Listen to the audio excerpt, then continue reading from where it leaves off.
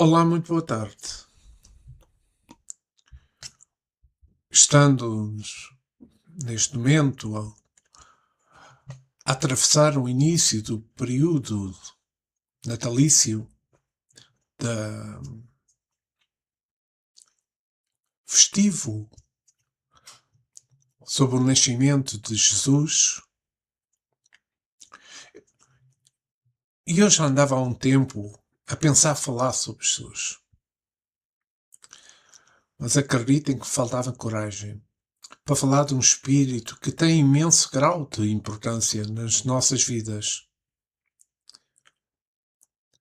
Mas voltei a fazer alguns estudos e decidi falar.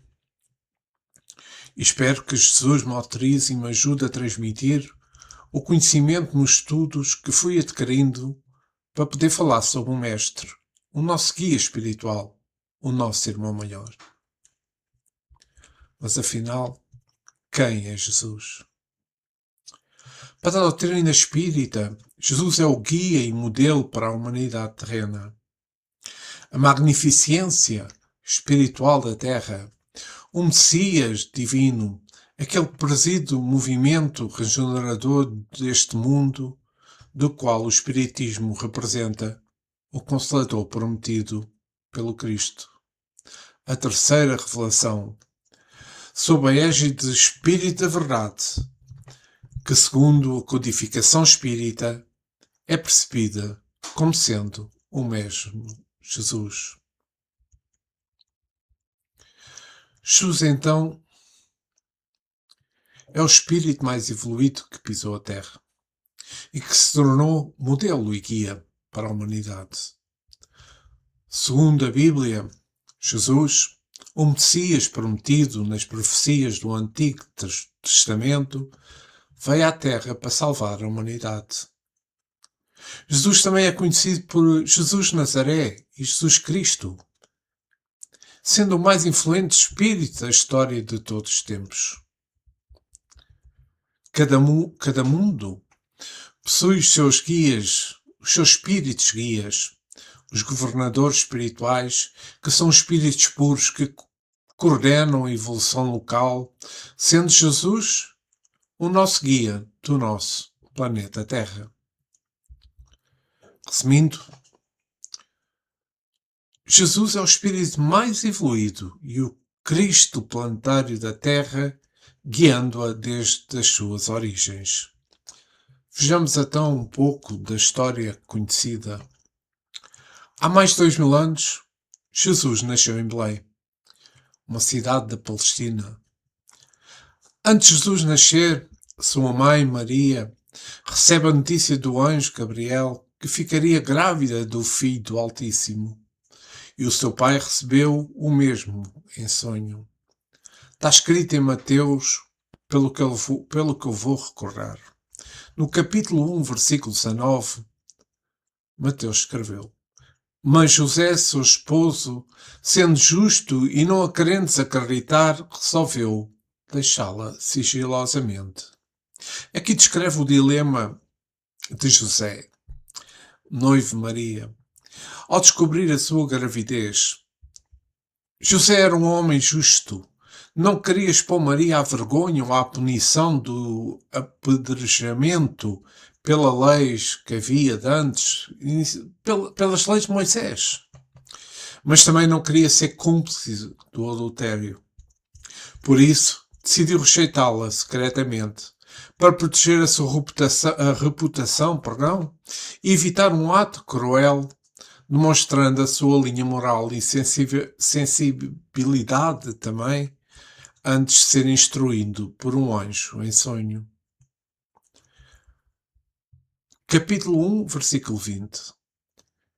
Então ponderava nestas coisas, eis que lhe apareceu em sonho um anjo do Senhor, dizendo: José, filho de Davi, não temas receber Maria, tua mulher, porque o que nela foi gerado é do Espírito Santo.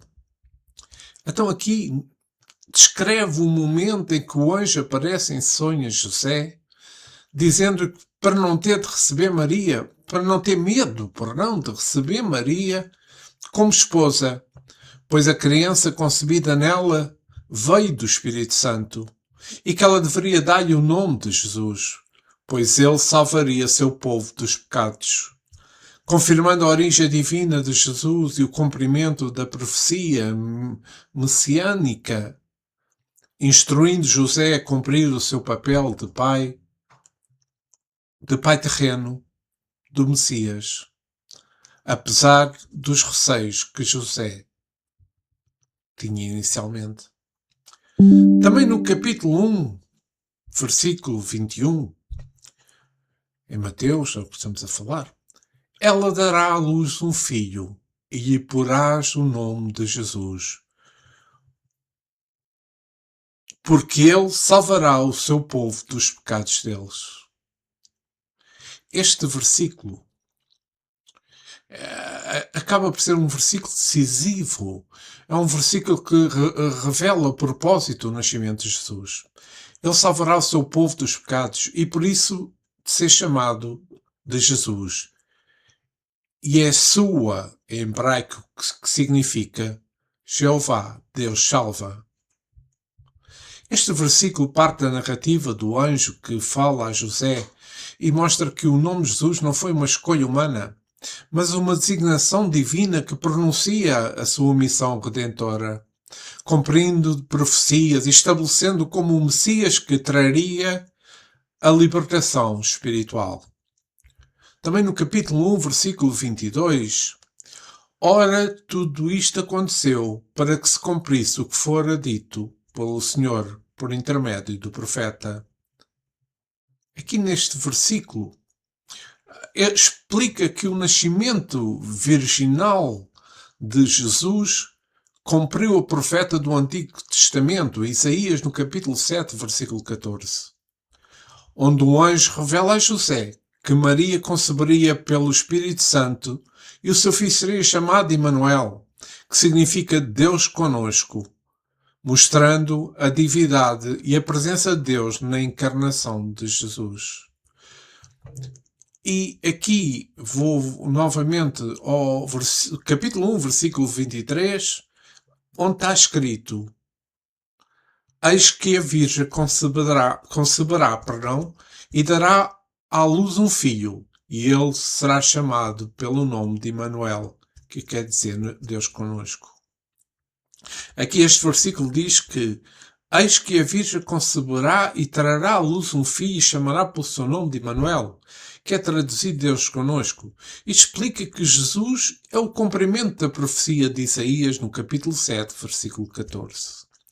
Sendo ele o próprio, ele veio morar entre a humanidade, simbolizando a sua presença constante, protetora e salvação, cumprindo a promessa divina de não abandonar o seu povo, e se faz presente em que Jesus escreva a obediência de São José.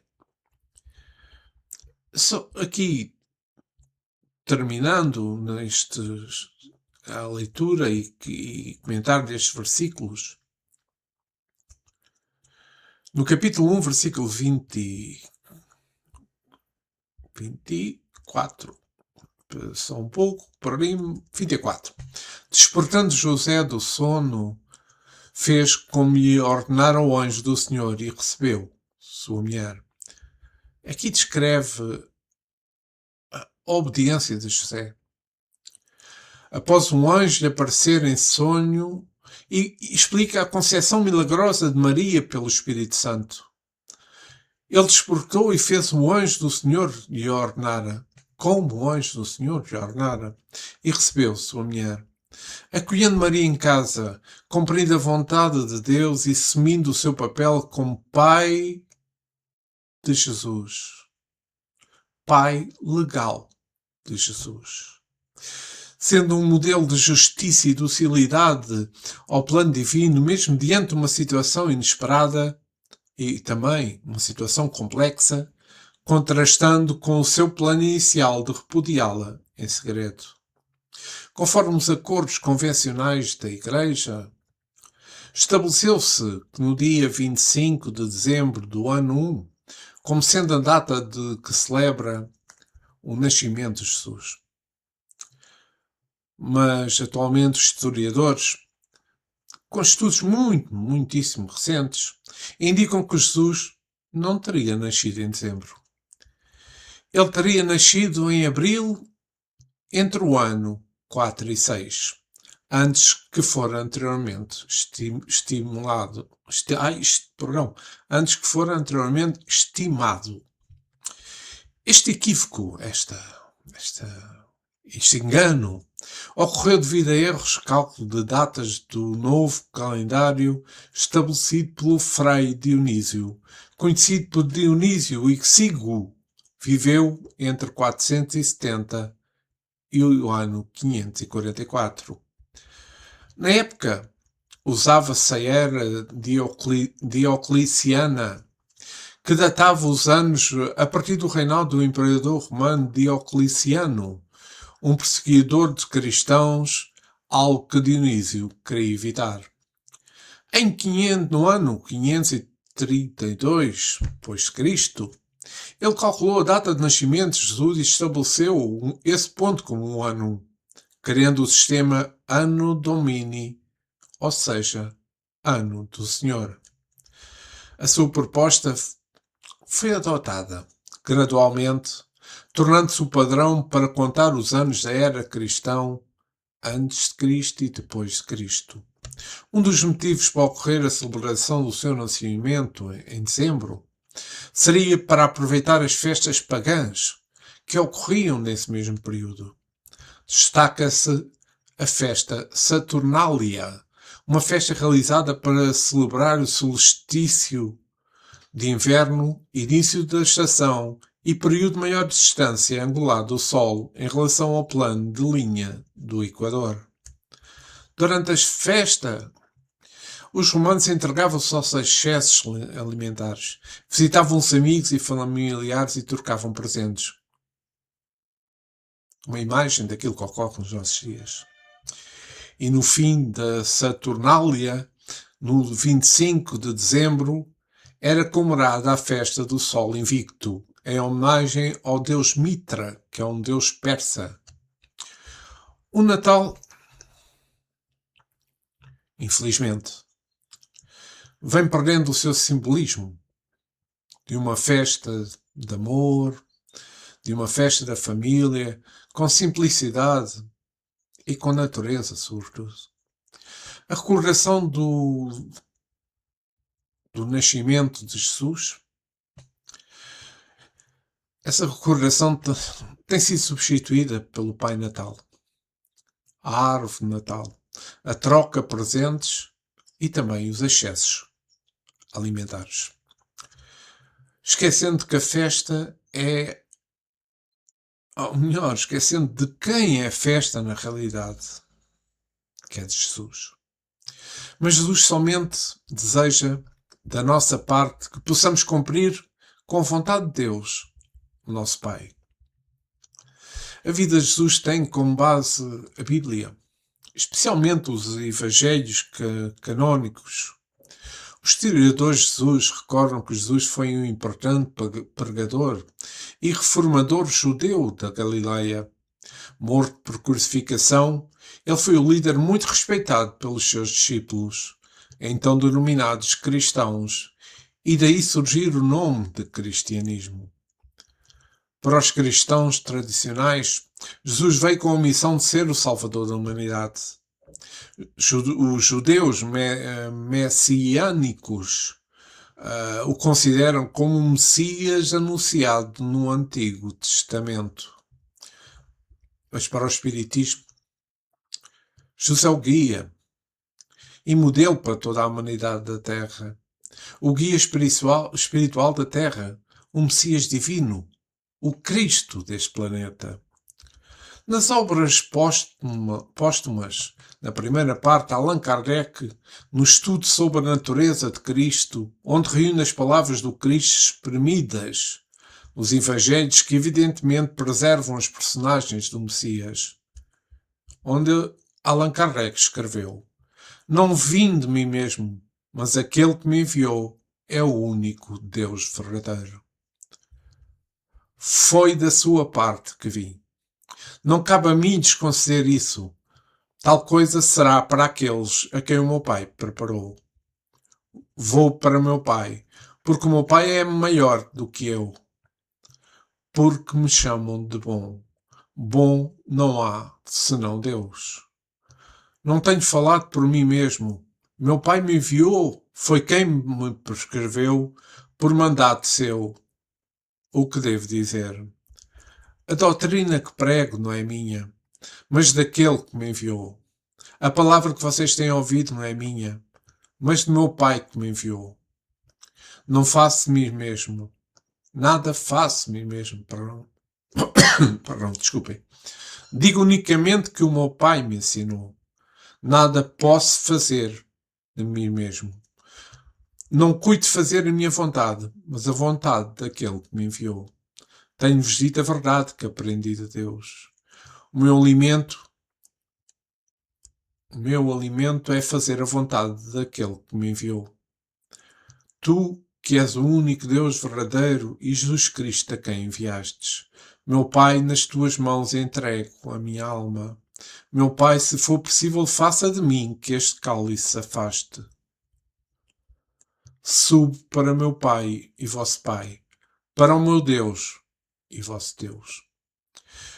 Também com o lançamento do Livro dos Espíritos, Allan Kardec na França no século XIX, onde teve início a história do Espiritismo.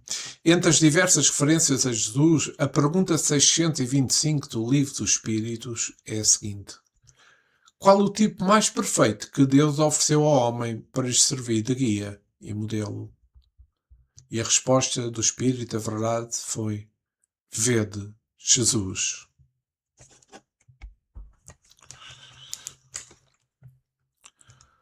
Em complemento, Kardec escreve a admirável nota: Jesus é para o homem o tipo de perfeição moral a quem pode aspirar a humanidade da Terra.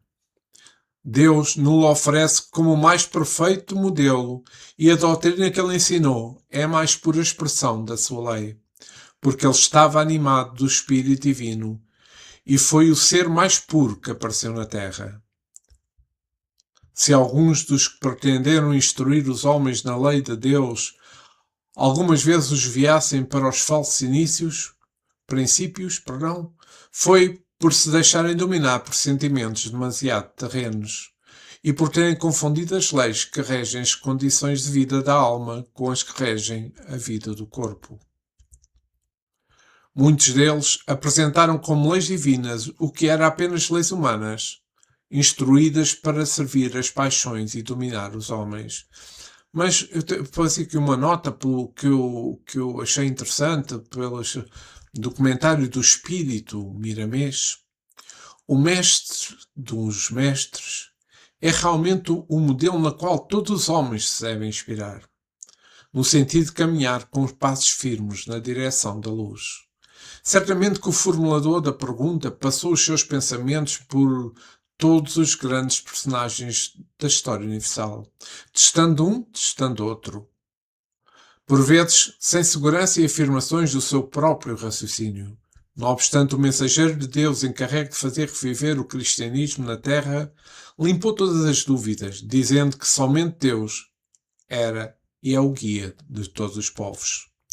Segundo o Evangelho, Jesus disse, em João, no capítulo 8, versículo 12, eu sou a luz do mundo. Quem me segue não andará nas trevas, pelo contrário, terá a luz da vida. Essa certeza espiritual de que Jesus é o pastor de todo o rebanho, que se encontra na consciência de todos os seres, vibra em todos os reinos da natureza e os anjos cantam na atmosfera da Terra. Então a doutrina espírita sem Jesus perde o seu valor. Iria-se destruir nas sombras do tempo, omitindo a sua fonte sustentável de vida. João, no capítulo 1, versículo 10, diz: estava no mundo, o mundo foi feito por intermédio dele, mas o mundo não o conheceu. Isso significa que Jesus foi o agente da criação de todas as coisas. Mas quando ele, na sua plenitude, veio ao mundo como homem na sua encarnação, há mais de 2000 anos, a humanidade, ou seja, o mundo, não o reconheceu. Não compreendeu a sua natureza divina e, portanto, o rejeitou. Apesar de ser o próprio Criador, um antagonismo trágico e a rejeição do Salvador por aqueles que ele vem ensinar. Nós verificamos quanto tempo o amor de Cristo acompanha essa casa terrestre, formando a sua estrutura, preparando o seu ambiente para receber a humanidade, igualmente estava sendo apoiada para a vida pelas suas mãos generosas. Mas para o Espiritismo não há dúvida. Não há a mínima dúvida sobre a existência de Jesus, sobre a sua importância para a humanidade. Tratando-se de um espírito perfeito, volto a dizer, o mais perfeito pisou a Terra. Governador espiritual do nosso planeta, guia, modelo para todo e para qualquer ser humano. Seja cristão ou não, os seus ensinamentos são para todos os tempos, para todos os povos, para todas as nações, por serem ensinamentos universais, seguidos do próprio exemplo, pois essa é a mais perfeita metodologia do ensino, a teoria aliada à prática. No Evangelho segundo o Espiritismo, no capítulo 1, versículo 4, no Evangelho segundo o Espiritismo, no capítulo 1, ponto 4, está escrito: ele veio cumprir as profecias que haviam anunciado o seu advento. A sua autoridade decorria da natureza excepcional do seu espírito e da natureza divina da sua missão. Ele vem ensinar os homens de que a verdadeira vida não está na terra, mas no reino dos céus, ensinando-nos o caminho que os conduz até lá, os meios de se conciliarem com Deus, e os advertir sobre as marchas das coisas futuras, sobre o cumprimento dos destinos humanos. Este entendimento é muito bem percebido também por um grande, poderia dizer, filósofo, Leon Denis, no livro Cristianismo e Espiritismo. Leon Denis foi um grande historiador da doutrina espírita, um grande apoio a Allan Kardec. Leon Denis escreveu no livro Cristianismo e Espiritismo: Jesus é um desses divinos missionários e é de todos o maior, destituído da falsa auréola de divindade, mas imponente nos parece ele. Os seus sofrimentos, os seus desfalecimentos, peço imensa desculpa, se oriundos de um Deus, mas tocam-nos, comovem-nos profundamente em um irmão. Jesus é de todos os filhos dos homens o mais digno de admiração. É extraordinário no Sermão da Montanha, em meio de turba dos humildes. É maior ainda no Calvário, quando a sombra da cruz estende sobre o mundo na tarde do suplício. A passagem de Jesus para a Terra, os seus ensinamentos e exemplos deixam traços indeléveis. Sua influência se entenderá pelos séculos vindouros. Isto achei importante e também aqui um pequeno apontamento da Revista Espírita de fevereiro de 1868 sobre o futuro do Espiritismo. Eis, meus filhos, a verdadeira lei do Espírito, a verdadeira conquista de um futuro próximo. Caminhem, pois, no vosso caminho imperturbavelmente, sem se preocuparem com as zombarias de uns e o orgulho ferido de outros. Estamos e ficaremos convosco, sob a égide do Espírito da Verdade, meu Senhor e o vosso, escreveu Erasto. Atendendo ao foco do cristianismo, que é o ensinamento da moral, ou seja, o código divino, a revelação espírita identifica a convergência dos evangelhos bíblicos e não vê nas suas supostas inconsistências, perdão, nas suas supostas inconsistências lógicas, senão erros de interpretação dos homens, para os quais o Espírito veio trazer a chave. Também na Gênesis, no capítulo 1, a Gênesis, Allan Kardec, como é óbvio, do capítulo 1, item 41, longe de negar perdão, ao destruir o Evangelho, o Espiritismo vem ao contrário confirmar, explicar e desenvolver, pelas novas leis da natureza que ele revela, tudo quanto Cristo disse e fez. Ele traz a luz sobre os pontos obscuros dos seus ensinamentos, de tal sorte que aqueles para quem certas partes do Evangelho eram incompreensíveis ou pareciam inadmissíveis, compreendam-nos sem dificuldade com a ajuda do Espiritismo e as admitam. Enxergam melhor o seu alcance e podem distinguir entre a realidade e a alegoria. Esta frase resume a visão espírita do Evangelho. O Espiritismo não anula o cristianismo.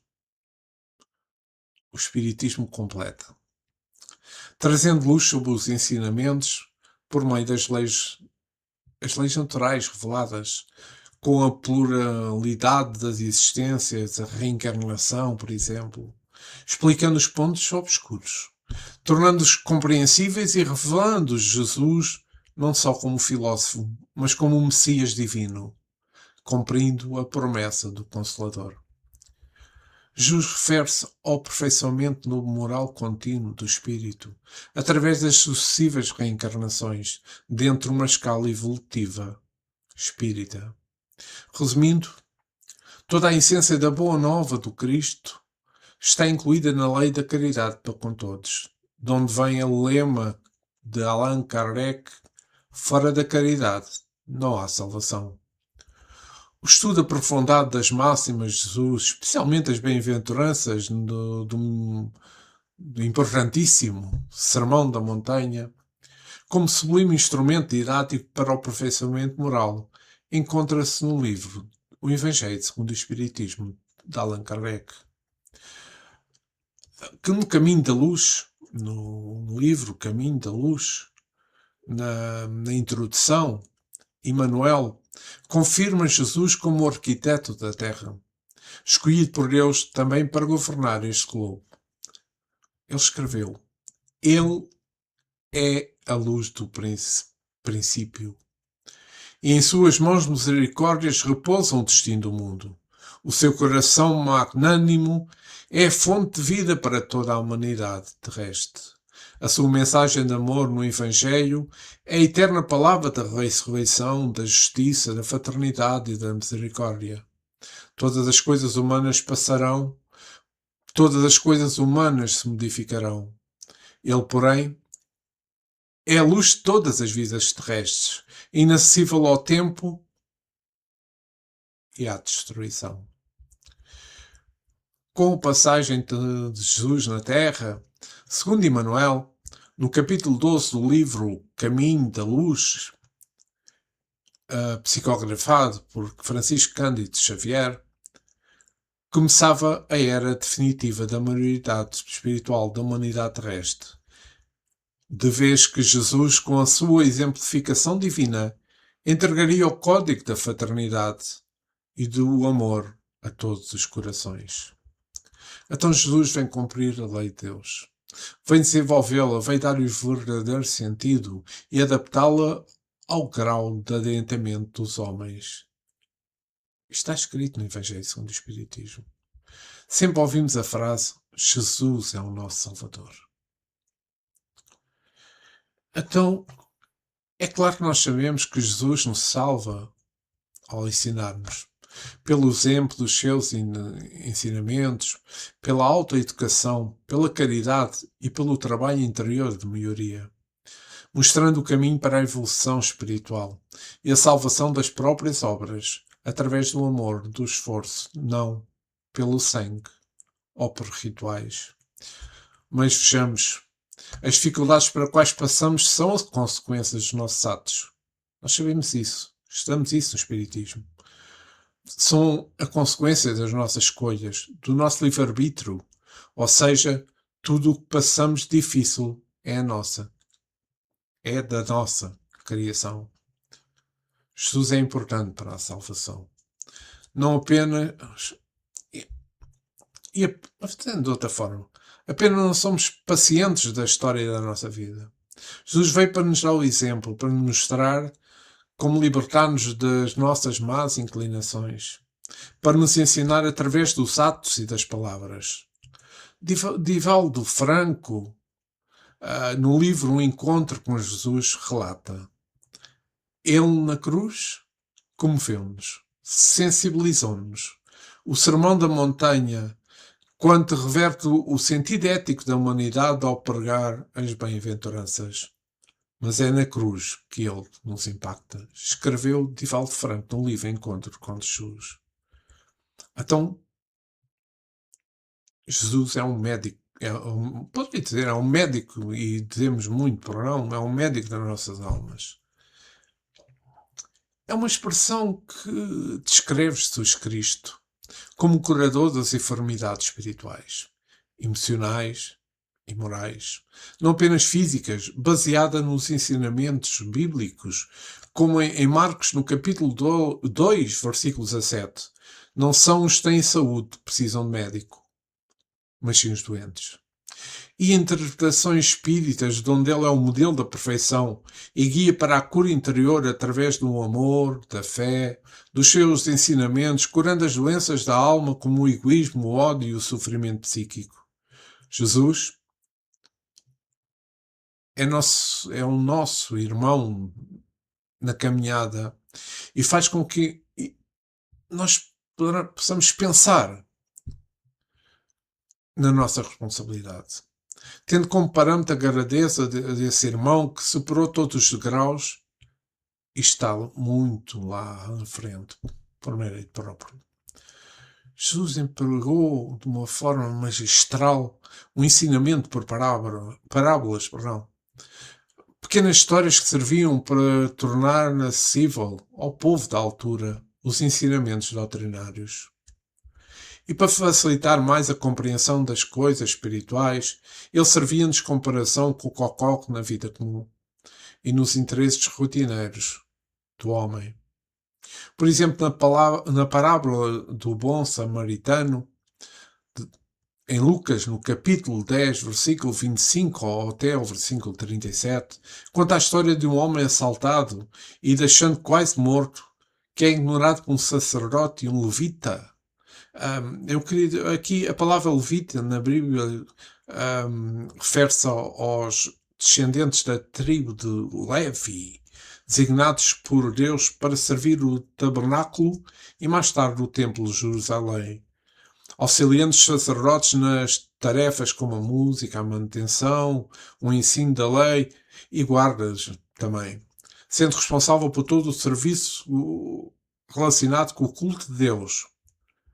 Embora os sacerdotes fossem uma linhagem específica dentro deles, os descendentes de Arão. Mas vou voltar, então, isto é uma explicação do que é o levita, mas vou voltar outra vez a ler.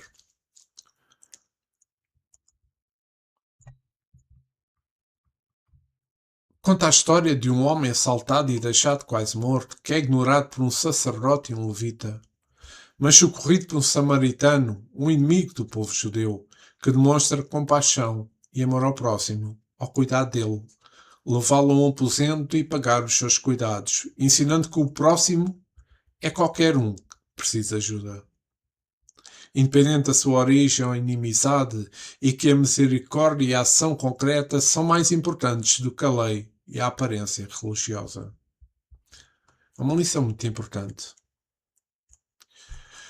No Novo Testamento, o conceito para todos os cristãos que são chamados ao serviço de adoração e também de consagração, sendo ministros de louvor e serviço, As ocasiões em que Jesus ensinou o homem a pensar foram às vezes foram as vezes, perdão, em que, ao perguntado sobre algum assunto, ele respondia sempre com outra pergunta, para assim ensinar o homem a entender de maneira lógica o assunto que era focalizado.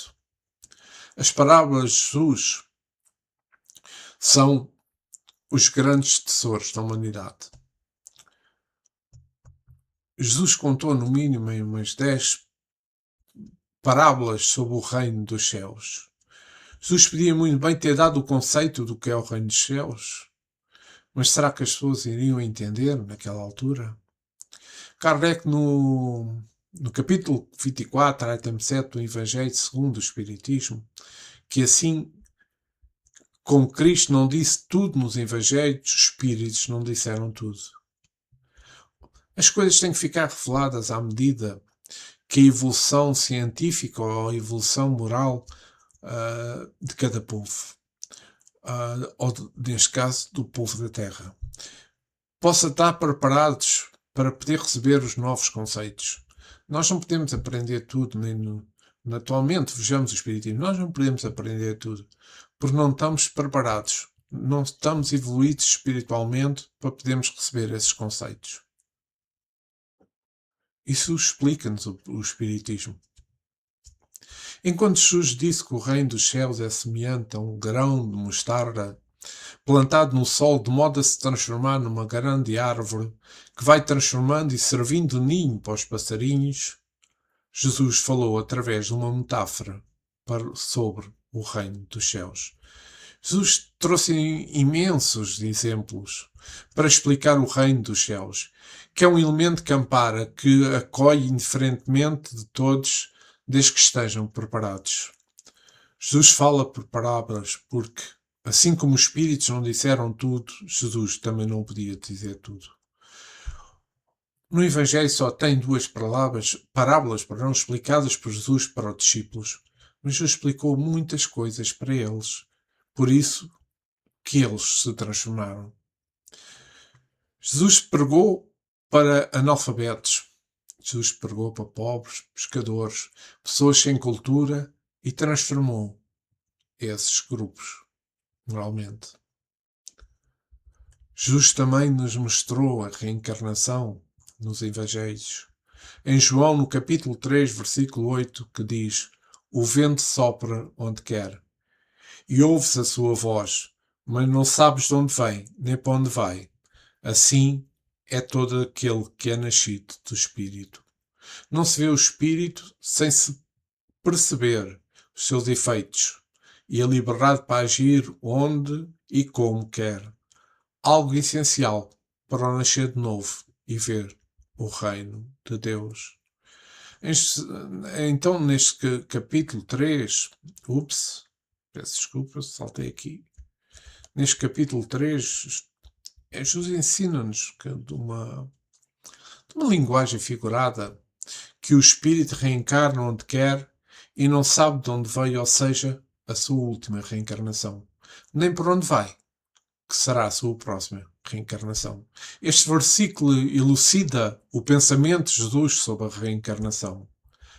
Para os católicos, desde o segundo conceito ecuménico de Constantinopla, que é a atual Istambul, na Turquia, no ano 533, a tese prevalece que é da ressurreição. Os mortos voltarão à vida no dia do juízo final para serem julgados, junto aos vivos, por Jesus Cristo, em sua volta à Terra. Mas nem sempre foi assim. Até à realização do citado concílio, a tese de reencarnação era amplamente aceita entre os cristãos primitivos. Tal ideia ficou explícita em pelo menos um dos Evangelhos de Mateus, no capítulo 11, versículo 14.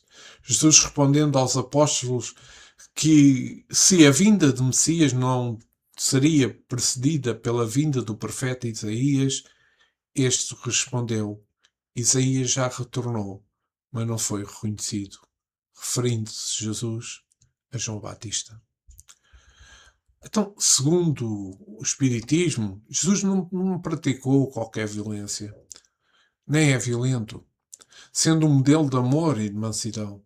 Os relatos bíblicos de violência, como a expulsão dos vendilhões do templo, devem ser interpretados com o espírito da letra, focando na energia moral quanto à hipocrisia e o comércio sagrado, não agressão física, pois Jesus ensinou paz, amor e prática da caridade, sendo o seu legado a evolução moral, não a força bruta. Então, quando na ação do templo, como falei, a expulsão dos vendilhões e vendedores de animais no templo, um ato de aparente é vista como uma manifestação energética de Jesus contra a simonia, ou seja, o comércio de coisas sagradas, e a desvirtuação do culto de Deus, principalmente, e não como ato de agressão ou descontrole emocional. O Espiritismo em Kardec prega que deve extrair o espírito da letra, ou seja, o ensinamento moral por trás das ações, pois a letra mata, o espírito vivifica, segundo Paulo de Tarso. Jesus usou essa energia para defender a santidade e a pureza da fé. O mestre é por personificação da mansidão, do amor, transmitido apenas palavras na condução ao bem. A sua força era a força moral. A convicção, nunca a agressividade humana. Os sinais de violência são vistos na visão espírita um chamado de reflexão sobre a importância do sagrado e o exemplo de como a fé não pode ser mercantilizada. Usando uma postura firme para sempre pautada no amor e na verdade, sem nunca descer ao plano da agressão física ou descontrole características opostas ao Cristo. E aqui vou só tirar um excerto e falar um pouco. No livro O que Jesus disse e o que Jesus não disse, de Bart Ehrman, Bart Ehrman tem uma sólida formação académica em estudos bíblicos e teologia, como o PhD e o MDiv pelo Seminário Teológico de Princeton, nos Estados Unidos, graduando-se na Magna Cum Laude, onde estudou crítica textual do Novo Testamento com Bruce Metzger, não Geretscher. Ele também se formou no Wheaton College em 1978 e estudou no Moody Bible Institute, qualificando a sua expertise, o seu conhecimento em histórias do Jesus histórico, apócrifos do Novo Testamento e tradição manuscrita, sendo hoje um renomado professor da Universidade da Carolina do Norte em Chapel Hills. Ele explora a complexa questão de separar os ensinamentos de Jesus das adições e modificações feitas pelos seus seguidores e copistas ao longo dos séculos, investigando como o Novo Testamento foi formado e o que realmente reflete a voz do histórico, revelando que muitos ditos populares hoje não podem ser dele, mas sim das comunidades cristãs primitivas, através do método com a análise dos evangelhos sinóticos e textos apócrifos, como o de Tomé. Então, o que Jesus disse: amarás o Senhor teu Deus de todo o coração e amarás o teu próximo como a ti mesmo. Mateus, capítulo 22, no versículo 37 a 39. O Consolador prometido, o Espírito da Verdade, que é o Espiritismo, viria para nos ensinar e nos fazer lembrar tudo o que ele disse. Está escrito em João, no capítulo 14, versículo 15 a 26, e no capítulo 16, versículo 7 a 14. O foco é transformação moral interna e na prática do bem, segundo o Evangelho, segundo o Espiritismo. Jesus é o tipo de perfeição moral que a humanidade pode aspirar, sendo um guia para todos, como afirmou Allan Kardec. O que Jesus não disse, segundo o Espiritismo. O sacrifício redentor. Ele não ensinou que a sua morte seria um pagamento pelos pecados da humanidade. O perdão vem pelo arrependimento e reforma, através das reencarnações, os mistérios e os dogmas. Ele não trouxe mistérios para serem aceitos cegamente, mas sim ensinamentos claros sobre a lei de Deus que o Espiritismo desvenda. Rituais expiatórios. Ele não institui rituais de confissão ou sacramentos para obter perdão. Ele não institui rituais de confissão ou sacramentos para obter perdão, pois este é alcançado pela evolução individual. Exclusividade de uma só igreja. Jesus não deu poderes-chave a uma instituição ou sucessores para perdoar pecados, pois o perdão, repito, que é pessoal e é divino. Então, resumindo, o Espiritismo vê Jesus, como eu já disse, como o mais puro dos espíritos, o guia e modelo, cujos ensinamentos morais são a base da doutrina espírita. E a doutrina espírita é a concretização do Consolador prometido para revelar a verdade e a ciência. E aqui, eu voltando aqui a esta parte do livro de Bart Ehrman, o que Jesus disse e o que Jesus não disse, é um livro extremamente interessante, porque realmente reflete o trabalho que era feito pelos copistas, mandados fazer pelos seus senhores. Faziam a cópia do Evangelho para enviar ou oferecer ao outro senhor, e com isto tudo iam-se perdendo. Iam-se perdendo palavras, iam palavras sendo substituídas. Daí que nós temos que ter uma leitura muito atenta nos atuais Evangelhos, no Novo Testamento. Porque há indícios, palavras foram trocadas, que podem dar um conceito diferente à frase que estamos a ler e uma interpretação diferente. E pode não ser verdadeiro. Porque copista de copista de copista de copista, foi assim que chegaram aos nossos tempos. E por vezes as casas de cada senhor que mandavam fazer estas cópias também alteravam consoante os seus conceitos, as suas ideias. Mas o que é puro de Jesus, nós vamos compreender. E compreendemos os Evangelhos do Novo Testamento. É só uma questão de leitura prática, de leitura pensada, que é aquilo que nos ensina o Espiritismo. Pensarmos. E podemos refletir sobre se está correto ou não. Bem, e com isto estamos quase a chegar ao fim desta minha palestra, digamos assim, sobre Jesus. Espero ter transmitido com a minha pequenez, muitíssima pequenez ainda, alguma clareza sobre Jesus e a sua importância para todos nós. A grandeza de Jesus que ainda não temos a capacidade de entendermos tanto como um espírito de um espírito superior como é Jesus. E falando neste período que estamos a atravessar, não nos esqueçamos dos necessitados neste período natalício, neste Natal. São aqueles que vivem na rua, são aqueles pobres, são os abandonados, as crianças vítimas de abusos, as pessoas nos hospitais, que ficam à margem das celebrações festivas e precisam da atenção de todos nós. Dignidade. Do reencontro com a humanidade, sendo um convite à reflexão sobre o espírito verdadeiro.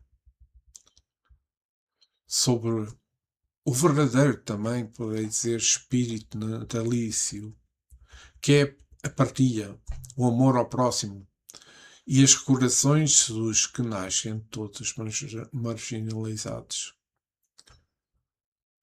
O espírito natalício, meus amigos, é um convite à renovação interior, ao renascimento do amor, da caridade, da fraternidade, inspirados por Jesus, indo além das festividades materiais para se focar na reforma íntima, na prática do bem, na vivência dos ensinamentos cristãos diariamente, transformando a data em um momento de profunda reflexão e evolução espiritual contínua. Precisamente o Natal é esse verdadeiro convite à renovação interior, à renovação interna. Um convite para que o amor, a caridade, a fraternidade são os ensinamentos de Jesus renasçam no nosso coração, transformando-se em pessoas melhores, mais solidárias, focadas na evolução espiritual e na prática dos exemplos de Cristo. E aqui, antes de terminar, vou buscar uma nota do professor Severino Celestino. É um historiador do hebraico e das religiões, espírita. Principalmente é um historiador do judaísmo, base de todas as religiões cristãs. Estudioso de línguas antigas e das religiões, ele passou mais de 30 anos estudando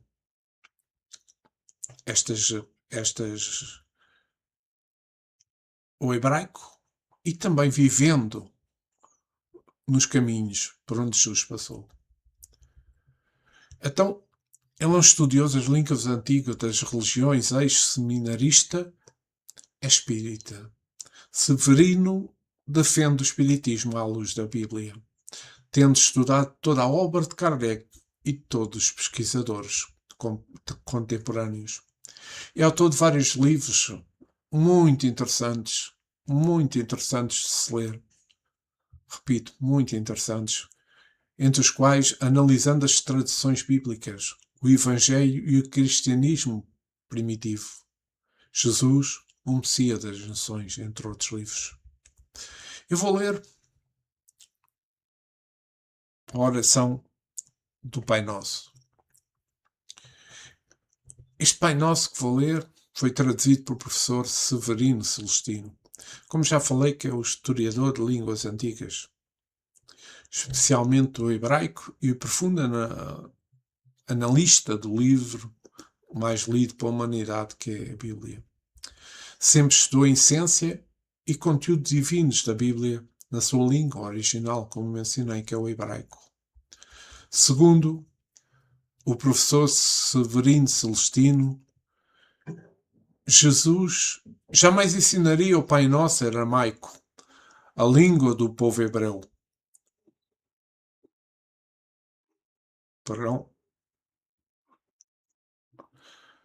Segundo o professor Severino Celestino, vou repetir, Jesus jamais ensinaria o Pai Nosso em aramaico. A língua do povo hebreu é o hebraico. Então vou ler o Pai Nosso do professor Severino Celestino. Pai do nosso céu. E ele faz o comentário. E não que estais no céu, porque Deus, como todos sabemos, está em toda a parte. Santo é o teu nome. E não santificado seja o teu nome, pois ele já é santo. É então a forma de sermos humildes perante Deus. Venha ao teu reino. Não é venha a nós, não existe no original, diz o professor Severino Celestino. Jesus pede sim que venha o teu reino indiscriminadamente a todos. A tua vontade será feita na terra. Onde ele estiver, a sua vontade será feita. E não seja feita a tua vontade como se nós permitíssemos que a sua vontade seja feita. É incorreto, não é? Como no céu, Dai-nos hoje parte do pão. Perdoa os nossos erros. No hebraico, a palavra existente é dívida. Jesus considera dívida o que deve ao outro. Quando tivermos perdoado, ou seja, aqui perdoa o outro e automaticamente é perdoado o erro de quem nos ofendeu e não nos deixe entregues à aprovação, porque assim nos resgata do mal. Amém. O professor Severino Celestino, para ele, esta é uma oração de humildade e de submissão, de igualdade e fraternidade para com o outro. Então, meus amigos, estamos perto do Natal.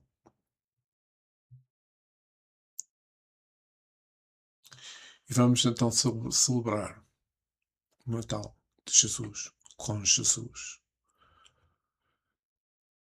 Que Jesus renasça nos vossos corações. São os meus desejos neste Natal. Um bom e santo Natal para todos vós com Jesus. Fiquem com Jesus, agora e sempre. E que assim seja.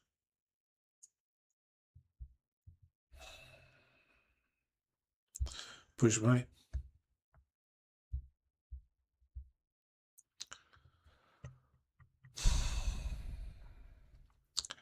Espero que a minha mensagem tenha sido clara, que os apontamentos que eu retirei de vários livros, a Bíblia, do Evangelho segundo o Espiritismo, do Livro dos Espíritos e de outros livros que também fiz menção, tenham servido para um bom entendimento de Jesus. Espero que Jesus me perdoe por qualquer erro que transmiti. Mas o meu grau de evolução, transmitir algo sobre Jesus. O pouco ou um pouco daquilo que sabemos sobre o Espírito tão elevado como o Mestre Jesus. Obrigado. Até sempre. Obrigado, meus amigos, por terem estado comigo. Espero que tenha sido do vosso agrado. Muita paz, muito amor nestas festas.